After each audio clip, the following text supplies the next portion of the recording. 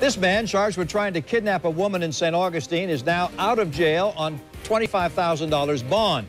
His lawyer says William Cesery has serious medical concerns that date back to a brain injury in a boating accident in 2007 that may explain this run-in with the law and others in the past. The 25-year-old man made his first court appearance today in front of a St. Johns County judge. He's charged with attempted kidnapping. Court records show Cesery has a troubled past. Since 2007, he's been arrested 6 times. In just one case, in 2011, he was arrested on multiple charges, including possession of drugs and resisting an officer. Earlier this year, he faced 2 criminal traffic citations for speeding and reckless driving, and he's on probation for battery. Channel 4's Heather Lee covered Cesery's court appearance and spoke with a doctor about traumatic brain injuries. Heather. So, Mary, all day today I've been trying to find a traumatic brain injury expert to speak with me. And during my research, as I was calling around, I actually came across a doctor who is currently treating Cesery.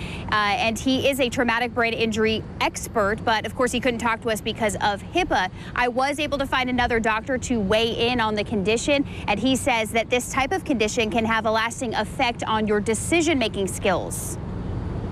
William Cesery had a hard time keeping his left eye open as he stood before a judge in St. Johns County. At times, it even looked like he had a hard time concentrating. His lawyer told the judge Cesery has significant medical issues after he was involved in a boating accident in 2007. Boating accident is severe enough. That's a high velocity sort of traumatic brain injury. That would be very significant. I don't know the details, of course, but as you know, there could be implications definitely later on. Dr. Joe Sirkowski, a specialist in sports and internal medicine at Baptist Health, has never treated Cesery, but he says traumatic brain injuries can have lasting effects. There's definitely implications for further neurocognitive changes, attention deficit, decision-making, executives' decision-making, and then what we're really looking at, what you're asking me, is about mood disturbance and behavioral implications we're seeing more and more of. Sirkowski says over the last 10 years, traumatic brain injury and concussion management has evolved significantly. He says if someone suffers from one, it's important to be treated.